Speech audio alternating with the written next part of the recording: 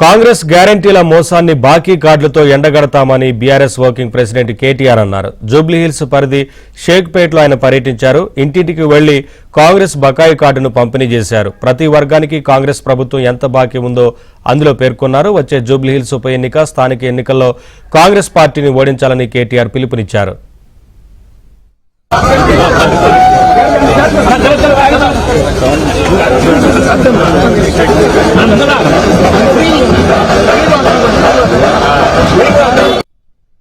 ఈ కాంగ్రెస్ బాకీ కార్డును రూపొందించాము, ఇంటింటికి తీసుకొని పోతా ఉన్నాం. ఆ క్రమంలో ఈరోజు షేక్పేటలో మా నాయకులు ప్రదీప్ గారు, మా డివిజన్ అధ్యక్షులు, అట్లాగే మా ఇన్ఛార్జ్ గారు ఇక్కడ శ్రవణ్ గారు, ముఠా జయసింహ గారు, వారి నాయకత్వంలో ఇంకా మిగతా మిత్రుల నాయకత్వంలో దీన్ని ఇంటింటికి తీసుకొని పోతా ఉన్నాం.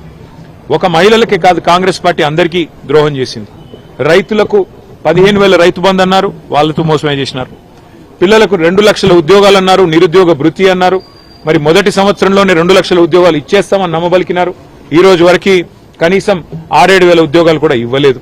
అందుకే ప్రతి వర్గాన్ని వంచిన కాంగ్రెస్ పార్టీని, వాళ్ళ మోసాన్ని ఎండగట్టడానికి జూబ్లీహిల్స్ ఉప ఎన్నిక ఒక మంచి అవకాశం. అందుకే ఈ బాకీ కార్డును ఇంటింటికి తీసుకొని పోతా ఉన్నాం. తెలుగులో, ఉర్దూలో, హిందీలో, ఇంగ్లీష్లో 4 భాషల్లో ఈ కార్డులని ఇంటింటికి పంపుతాం. ప్రతి ఇంట, ప్రతి గడపకి, ప్రతి గుండెకి కాంగ్రెస్ మోసాన్ని వివరించి చెబుతాం. చెప్పి మరి జూబ్లీహిల్స్ ఎన్నికల్లో కానీ, అట్లాగే స్థానిక సంస్థల ఎన్నికల్లో కానీ ఈ ప్రభుత్వానికి చెంపపెట్టు లాంటి సమాధానం ఇవ్వాలి అని చెప్పి ప్రజలను మేము అభ్యర్థిస్తా ఉన్నాం. ఎందుకంటే ఇప్పుడు కనుక మీరు బుద్ధి చెప్పకపోతే రాబోయే 2 ఏళ్లు మళ్ళీ దొరకరు మీకు. మేము చేసిందే కరెక్ట్, మేము మోసం చేయడమే కరెక్ట్ అన్నట్టుగా కాంగ్రెస్ పార్టీ పరిపాలన నడుస్తా ఉంది.